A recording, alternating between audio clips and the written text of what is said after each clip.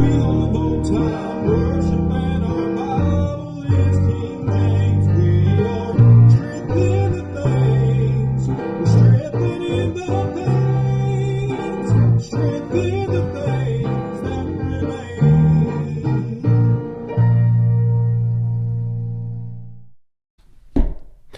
Welcome into the Strengthen the Things That Remain podcast. We're glad you're here today, and we're so thankful for each and every one of you that tune in. Let me encourage you to subscribe to our YouTube channel, go like our Facebook page, give us a review on Apple Podcasts. That's always a big blessing. Spotify. As long as it's positive. I don't care if it's negative. Oh, you know, oh no. Any publicity is publicity.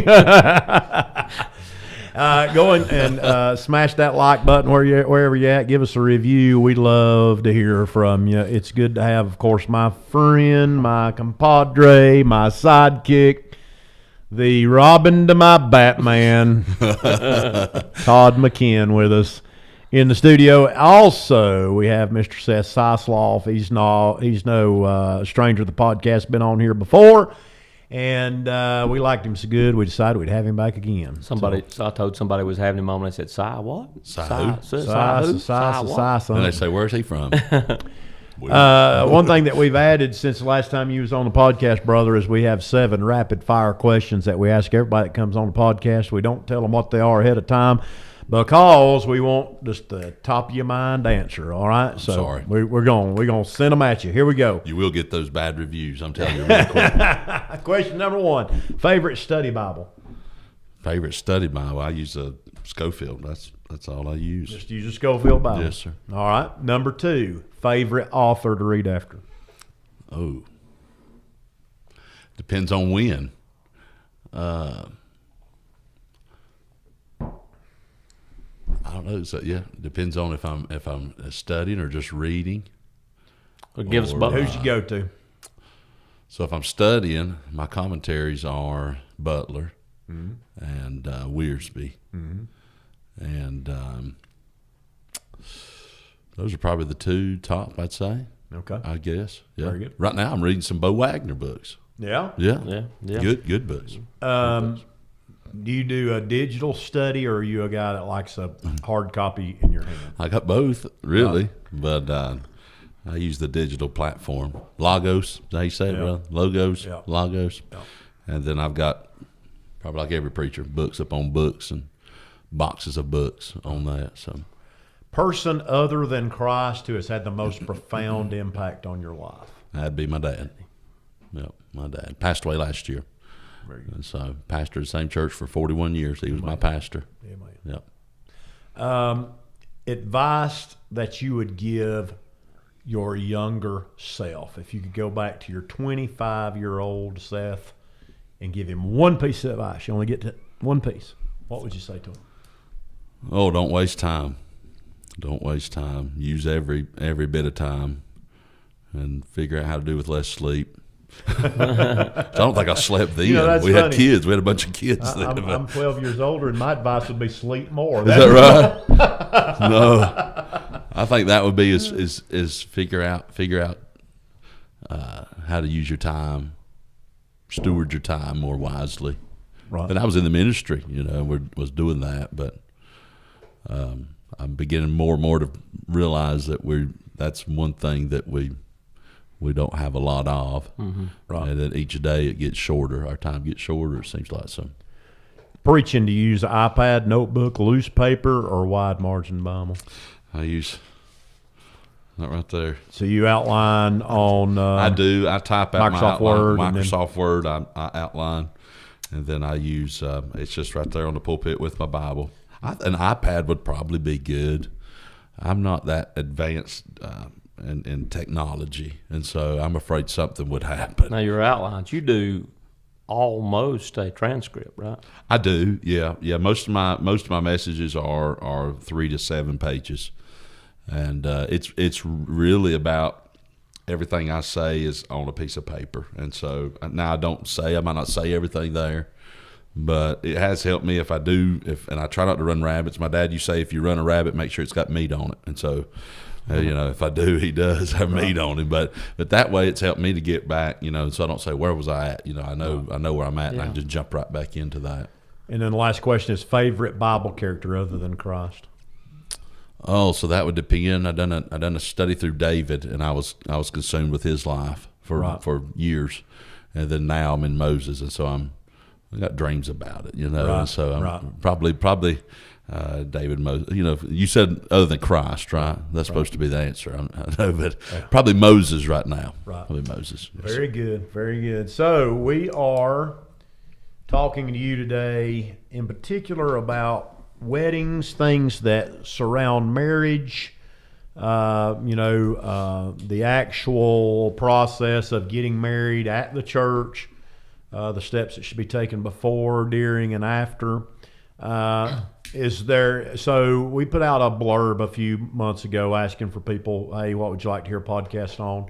And you sent that in as a suggestion, and so I said, hey, why don't you come do one? You said, oh yeah, and you already had an outline together. Yeah. Is there something? Is there a reason you feel strongly about it, or Was it what sparked that? I mean, I know there was something or events Sure. that had that on your mind. Well, I think what sparked it was I'm in the middle of doing our bylaws constitutions. It's pretty well set. It's just we're going to have to the church read it and put that in, and so I was writing through that.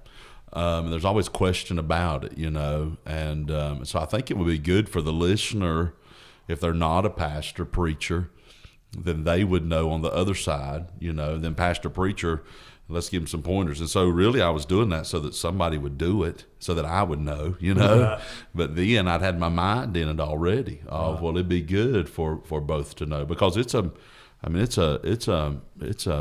covenant before God, very important ceremony. Right. I think it needs to be done at its best, Sure. And so we know that as pastors, and we've got in our mind what we'd like to see at the church and how it conducted, but maybe that party that's getting married doesn't know, and they don't think of that, Right. a lot of times. And so we've only had one wedding at the church since I've been there, and I didn't do it. It was fine. The man that done it is a wonderful man of God, great man of God, and so it was a sweet wedding, great wedding. But I have done weddings, in the past, and done the premarital counseling and do the. let's start there. Weddings really start a long time before they start. I mean, there's a lot that have to go into a marriage before Here Comes the Bride gets played on the piano. So let's talk about that counseling process. It's almost a foreign concept here in Western North Carolina about doing marriage counseling. Yeah, you're right. Marriage counseling is what you go to right before you get the divorce. Yeah. Not prior to getting married. When we got married, of course, we were not saved. We were not in church. But when we asked the gentleman to conduct our ceremony, he never even mentioned anything about that. That would have been good. Looking back, it would have been beneficial. Mm-hmm. After I've been in the ministry for several years and had children married and went through all that on that end, then I definitely see the need for it. But then, you didn't think about it. We didn't think about it. So, where do you start? Where do you, some couples, there might be some couple out there that have never really even thought that was a need. Yeah. I require it here. Yes. If somebody's going to ask me if they're going to ask me to marry them, I have some standards. Mm-hmm. According to our bylaws, they have to be members of our church to marry them. Mm-hmm. That is bylaws that I wrote. I wanted it that way because I don't like weddings, and I don't want to do everybody's wedding. And I wanted a good, solid answer that I could tell people that don't come to church here, and they say, hey, well, can you marry us? And I can say, no, it's in our bylaws. I can't. Of course, there's just between us and the rest of the world, there is some wiggle room in that. Yeah. I left some wiggle Sure. room in case it's a nephew or a Right. niece or something like Or that. if you've got somebody down the road in a smaller church, they're faithful Right. and they love the Lord and they need a bigger facility. But just kind of overarching, I'm able to say, look, it's our bylaws, we can't. Right. And that gets me out of a lot of them, looking up the preacher in the phone book, calling, hey, could you marry us next? Because I got in a mess like that one time. And this is another one of them things like only happens to me. We And can do a this whole old boy- The podcast whole on it. podcast on the kingdom. This old boy called me. We even learn of another one at lunch. Go ahead. I'm sorry. I don't think you ever heard this one. I had this old boy call me, and he said, I hadn't been preaching long, and I was friends with him. And he said, hey, he said, I want you to marry me. And I said, well, I'm sorry, I'm done married. But anyway, no. He said, no. He said, I want to marry this gal I've been dating, and I knew her, you know. And I said, wow. And he said, and we just funning back and forth. I said, well, just show up at my house next Saturday. I thought it was a big joke. Well, he calls me the next Saturday. I'm in Spartanburg, South Carolina, shopping for a vehicle. He calls me. He said, where are you at? I said, I'm in Spartanburg. Where are you at? He said, I'm standing on your front porch. Oh, wow. And I said, you come to get married? He said, yeah. I said, I thought we was kidding about that. He said, no. He said, how about next Saturday? And I said, okay, let's just do it at my church. Well, we get at the old building. I'm standing on the front porch with him. Here comes this girl, pulls around and gets out, and I never laid eyes on her in my life. I said, who's this girl? He said, I dated her in high school, and he said, we just got back together last week, and we decided we was supposed to be married. What I should have said is, no, I ain't doing this. Because the girl that I had known him to be dating for the last year was a different girl. But her mama was there and his daddy was there, and I didn't, like you say, the older you get, the braver you get. I wasn't very brave at this point in my, so I just married him right there on the front porch. Took about 10 minutes. We need a book on Boone happenings. Boone happenings. Better believe this happened. We have to, I did. I married strengthen them. the things. And they're that- still married today. That's been 20 years ago. They're still married. So apparently it was the right thing to do. I don't know. But anyway, after that happened, I'm going to write something in my bylaws where I don't get in these messes, And So, it's good. I think it needs to be in there. Yeah. For it to cover you, but then also that the couple would know what's expected, and it's already written down. Everything's there. And I'd said before I didn't counsel that couple that got married there, but I did. And they go to church there, so I counseled them. And then that fellow, the man, he performed the ceremony. But I you make them personally come a certain amount of times? Yeah, and I'd say it's according to how far you get, and if it's someone I know that's been under my preaching, and I know they know me, maybe it'd be understood, There was one couple that I did counseling with, and we met about 3 times, and then they quit talking to me, and they wouldn't answer the phone, they wouldn't call me back, and so the wedding day come, and I never heard anything else from them. They called me on their wedding day. And they said, oh, yeah, I found my uncle would marry us, and he said we don't have to talk to him about anything. And so I was like, okay. And they were not unequally yoked. They were both lost. They were both, they were, no testimony of salvation. So you're going to counsel a couple? Yes, sir. And here's what would be best is if that couple, okay, if both of them go to your church or if just one, they need to meet with the pastor. This is just my thought, and their parents. Now, at the same time, probably could be good before they even propose, and so that way, they're not missing anything. They know everything's right, and so before they propose, because you want to make sure, and maybe I'm of old school, but I wanted to make sure my parents were on board, plus my pastor, who was my parent, and so that was my counselor. I want to make sure, all right, Daddy, are you, right? Is Tabitha, all right now, Pastor Daddy, you know what I'm saying? And so that way you would, and some people say, well, it ain't none of their business. Well, I think I want my pastor's blessing on it. Right. And so you have counseling, but then after you propose and you're engaged, before you set a date, why not as that engaged couple now seek counseling? And so, Well, for sure, it's the second biggest decision in your life, Yes. right after salvation. Sure, absolutely. Marriage is the second biggest decision in your life. And so you would think that people would want to go in it eyes wide open, knowing everything they can about the other. I mean, there's things that you're going to learn about your spouse, regardless of how much counseling you go through. Once you move in with somebody, it's like, whoa, there's things about, Yeah. But young people know everything. They well, know. that's part of the problem. But if you sit down with them, well, then you can speak to, all right, you've got the two engaged couple, you got the engaged couple together here, and the pastor, the parents. Now let's find a date, because and I'm sure y'all have. I've really not encountered this, but I'm just thinking ahead. All right, they're going to get engaged. Well, then, hey, let's just set a date. All right, here's a good date. Let's set this one. We're both free. Okay, well, what about your parents? Okay, well, what about the church? What about the preacher? And I'm going to debunk this really quick. It has been, and our culture has done this. It's all about that woman. This is her day. She can do whatever she wants, and however she wants to do it. But that's still the Lord's day, Yeah. and He should still be the main Right. the main person. Unless what's Thinking going to about please Him. Him. Yeah. what's Speaking gonna about please setting Him. that date and using the facility, we have a use of facility policy here Yep. that, and basically what it says is if you're not a member in good standing, we don't rent it out. We don't let anybody else use it. Right. Since we moved to this building, it's a beautiful building, beautiful setting. We get a lot of requests. Can we get married there such and such Saturday? And I just tell them, look, the only people that get married here is folks come to church here. And there's several reasons for that, but primarily in our society, if someone of, let's say, same sex called and said, hey, we'd like to get married at your church Saturday, and I say, no, well, that ain't going to happen. Yeah. Then they can say, well, you're letting everybody else in the community get married. Right. Yeah. But if I can look at them and tell them the same that I told another couple, Right. no, you can't, because nobody, except for church members, good standing, Right. are available to get married here. So it covers you in that area. I think it's a Absolutely. good idea. Oh, absolutely. No, yeah, and that's the way ours is set up as well. So you said counseling, and then your second one was Christ honoring. Is that Let's right? go back to that counseling just for a second. I don't want to take too much time. But you're going to counsel a couple.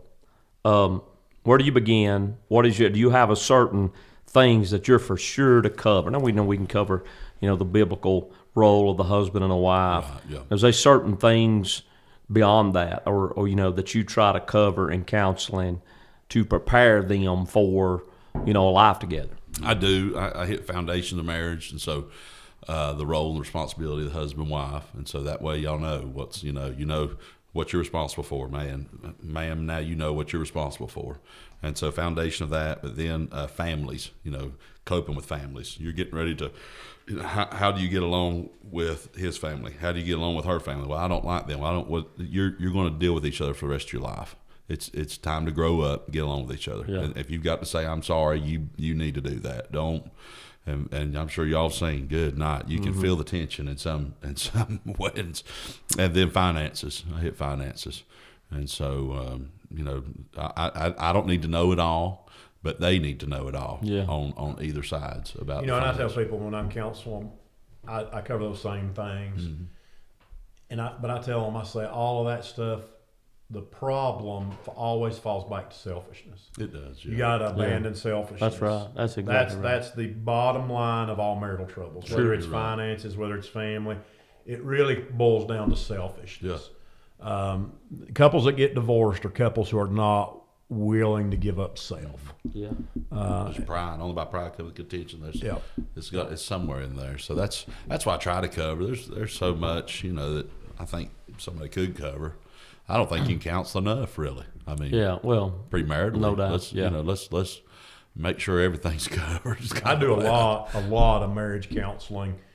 I've got some couples that come see me pretty regularly that are married. Yeah. I got 3 or 4 couples see me pretty regular. And a lot of people, there's a stigma around it, particularly men think, well, if we're going to go get counseling, that means my marriage is on the rocks or whatever. But what I'm seeing in these younger couples, honestly, is a little more willingness to be counseled because they want their marriage to work out. Yeah. They want to preempt some problems. They want to expose some problems, get some things worked through. And it seemed to me like this generation is a little more open to counseling actually than my generation was. Oh, all the ones that I've said, hey, let's do some counseling. They're all. I'm meeting with a couple next week, and they're getting married. So. Meet with them. We're doing a financial stewardship class at the church this week, and so I'm wanting, everybody really to come, especially our young couples, young adults, and teens to be there. So that's fantastic. So, secondly, when it comes to the actual service itself, I think you listed Christ honoring. Is that your second one? Yes, sir. Yes, sir. And which goes back with what I'd said before. And a lot of times you'll hear ladies say that, and we've heard it, bukus of times you hear it in our culture. Well, this is all about her. She's dreamed of this day. This is what she wants. She's going to do it how she wants it. Normally as a man, we're like, just whatever, you know. That's which is how mine was, you know, honey. You just do it, and I'll be there. That's fine. And so, but we got to remember this is a covenant between these two that are becoming one. And who's this covenant with? It's with God, Right. You know. And so it's a covenant. It's not a what do you call it, where you can just write it down and then you can. It's more than just a ceremony. Yeah. I mean, we have a ceremony. It is a ceremony, and we make a big deal of that. But it's more than that. Yes, it's much more than that. It is a covenant Yes. With one another before God, Yeah. and a covenant with God. Yeah. And so make it all. I mean, from the beginning to the end. Let's have it. Yeah. Honoring Part Christ. of weddings that always make me nervous, and I don't know what you do about it. I don't do anything about it, and I probably should. I don't know. What always makes me nervous is the dress. Mm-hmm. Not just the bride's dress, but the bridesmaids. Right. Well, even that, and I've seen this, brother, and this is something I've just seen. I haven't addressed anywhere, but you got a photographer coming in, and a lot of times they're not dressed. They're very immodest, Right. and so you know, and we don't think of that. And who does think of that besides, you know, if I'm sitting there seeing this, and here's a lady that's running around taking pictures, and she's immodest. Right. And so that's That's gotta be tough careful. right there. Because this is in. It is, yeah. 'Cause I'm in the telling you that church. people will crucify you quicker over saying something about Yes. dress than anything else. Anything else. Yeah. I think that's another thing that maybe should be all right before we set the date. And I'm speaking through this because I probably need to implement some of this before we set the date. Let's cover all this with this couple, and let's make sure they know. Listen, if you wouldn't wear that to a worship service on Sunday morning, then I probably wouldn't. And for a couple reasons. Number one, normally when people get married, they're younger, and so they're probably a little more immature in the faith. Right. And so they're going to grow in the Lord and grow in holiness and godliness. And so let's say 20 years down the road, here's their picture, and their dress is immodest. Are they going to feel comfortable with showing that to their children or to somebody else? You know, and so we're trying to save a testimony there. You know, That's something, you know, people don't think about a lot of and they times. don't. You know? No, they don't. And then music, you want to, you know, hit on music. So we're talking about Christ honoring your clothing, and making sure. And I've said this, you know, and I'm just this is just a thing I thought. Now we always do it backwards. We buy the wedding dress and we rent the tux. Right. And that they're never going to wear that dress again. But a man could wear a suit. You Yeah. know? So why don't we? You know, somebody needs to open up. They rent out wedding dresses, you know, and you can buy a suit. And so for a bit of information, if anybody's listening, all your groomsmen buy your suit. That'd be another business opportunity. Somebody do that right there. And so That's if a they man's would- point of view if I've ever heard one. But I mean, why would Women watch? If there's any women watching this, they're going to be like, Sorry. "That guy's Yeah, nuts." he lost his But it's mind. We true. want to keep our wedding dress so we can bring it out and look at it every day. And Give then it to our it takes daughter. up. Now listen, you can put a gun safe where a wedding dress is. All right, that thing poofs up like this. And You know what the women will say? This, You can put the dress inside the gun Inside the gun safe safe. and protect it. No, we just took Tabitha's to the thrift store about a month ago. But where we just got lost with that. But we get that, you know, and you normally the time you rent a tux, the shoes and everything, that's $250. Well, you can buy a nice suit and shoes for $250, and they can wear it forever, you know. But anyways, that's just a thought there. But then music, you got to make sure on music. And it's in ours. It might be in yours as well in our bylaws of if you're going to use the facility. Of course, it's got to be someone that's a member there of the church, but also music has to be okayed, passed by the pastor or deacons if the pastor's not there. And then my word of advice is always if you wouldn't have it in a worship service on Sunday morning, I wouldn't have it at a wedding. I wouldn't have it at a wedding. Clarence Sexton told us at Pastors College years back. He said, whenever they do their weddings, you know, and some people say, I don't like that. Well, look, we're all independent. That's what they get. And we're not a member of an independent group. We're all independent, That's exactly right. autonomous bodies. So you can do it however you want to. And so this is what he told us that I liked. If I'll do this, probably not, but I might. If it starts getting, we got a lot of young people, you know, so they might all get married here for too long. Not her, but I'm just saying my daughter's here. That's what I was saying. And so she's got about 15 more years before she gets married. But he says, here's what he did. Now he said he's got a wedding director. Every wedding is conducted the same way. He said they come in the same, they go out the same. He's got a list of songs they choose from. He's got the same thing he's going to read at every time. He's just going to swap the names out, and everything's going to be the same. And so, and he said, hey, people say, I don't like that. He said, that's fine. You don't have to get married here. Right. And so, I'm finding that more and more couples are choosing to get married somewhere besides the church. yes. Yeah.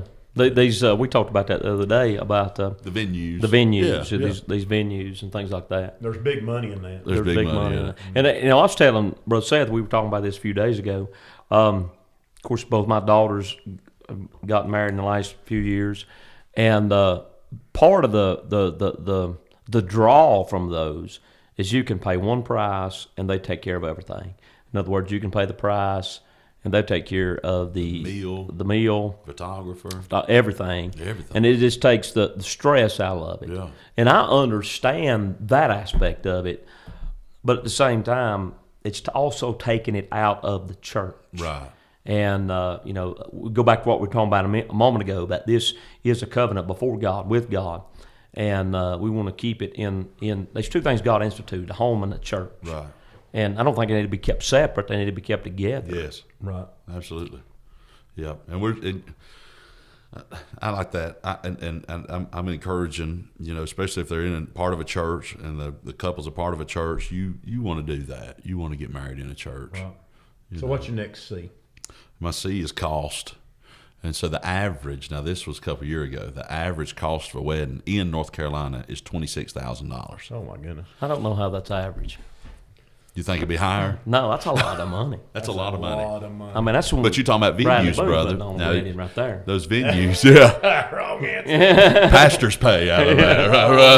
Right. Now, what about, and you, how much are a venue? How much is a venue? If it's all inclusive, you would probably say $10,000 just for that. It just depends on How many? It depends on how many people and all that. Because we checked into some of that. My daughter checked into a few of them. One of my daughters did.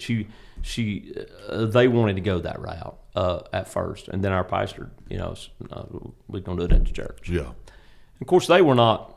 They didn't think about it. They were not trying to be rebellious Sure, or nothing. yeah. It was just, it's a beautiful. They're a lot of them are very beautiful, and it makes for a beautiful wedding. And that's what she was thinking. Right. She checked in. I mean, it all depends on the amount of people, the amount of services they offer, and so forth and so on. But 12 to, we looked at some 26,000 was, that's about what they Wow. to 40,000. We looked at some 26, 40 in between there. And I was, and some would say, and I don't know, they're not living on my salary, but I mean, some fathers say, And we didn't "Honey, spend that what?" much. Yeah, Brother Todd. No, some fathers, they'd say, "Hey, whatever you want, that's what we're going to You spend." think about if they just got married at the church, just maybe spend $1,000. What could a young married couple do with $23,000 getting started out? Yeah. Right. Well, me and Tab, my wife, we paid for ours, and my dad bought her dress. That's what Mom went with her to get the dress, and so whenever she went and was changing back into her clothes out of her dress, Mom went and said, "All right, we're just going to pay because Dad said." And I'll be honest with you, that's Daddy's baby girls. Yeah, If I'd have had 26,000 and she'd wanted it, I'd probably said, you just said here. I'd it have is. I'm just being honest. Yeah. 'Cause Right. that's my baby girl. Right. And, I want to give her, her dream wedding. That's in your mind, you almost think that's the last thing I'm going to do for her. Yeah, Right. It's not, but you think that, you're gonna find out one of these days. These men are. It's not that easy. No, I just got land around. I told them, I said, if y'all ever, they're not going to get married, but if they ever want to move out of the house, we build them a house right around our property somewhere. Yeah, but you can't, but in doing that, it creates a lot of stress Yes. on the family to find out. I understand that because And that's we what couldn't I wrote afford it down, that. is to be mindful of that. Yeah, we couldn't afford that, and I'm thankful that my children were mindful of it. Knowing that Very we could not understanding. afford that. And then your fourth C. You hit it already, the clothing. Yeah. Yeah, the clothing. And so just be mindful of these things. Right. And I think a lot of this can be helped if that couple and maybe it's probably on the pastor's end to say, hey, listen, whenever I see y'all are getting kind of serious, why don't y'all speak to me? Let's keep an open deal here. Right. And if those folks are in a church, they're involved in a church, then they're going to understand that pastor's, and they're going to respect the church, not just the pastor, but the church's mindset on dress, on music. And then be honest with you, it's going to cut down on costs, because I would say if somebody, you know, they're involved in our church, they say they want to get married in our church, and our ladies and our men are going to jump in, and they're going to say, hey, yeah, you want to have it here? Hey, we'll do the cooking. And that's what they've done for us. When me and my wife got married, sure. my home church, where me and Tabitha were at, they took care of the reception, and the ladies paid for it. And we had, I'm talking ham, green beans, potato, and a lady in the church made cake. She said, I'm going to make y'all cake. Well, how much is it? She said, it's not going to cost you nothing. And so God's going to show himself through his people, you know. Yeah. And I don't know, it's a great thing. I'm for people getting married. Amen. I am, but we got to do it right and staying married, you know, and staying married. I'm for a man and woman getting married. Absolutely, man and woman getting married. I had a buddy, and I'll say this: I had a buddy that owned a venue for a while, and he said he always told the couple, said, "Now listen, yeah, y'all, you know, and it was a beautiful place, and it was a very expensive place, and he said, now you get 20% off on your second marriage." Oh my! Well, on that. It's been great having you for another Strength of the Things That Remain podcast. And remember, until next time, to strengthen the things that remain. See you then.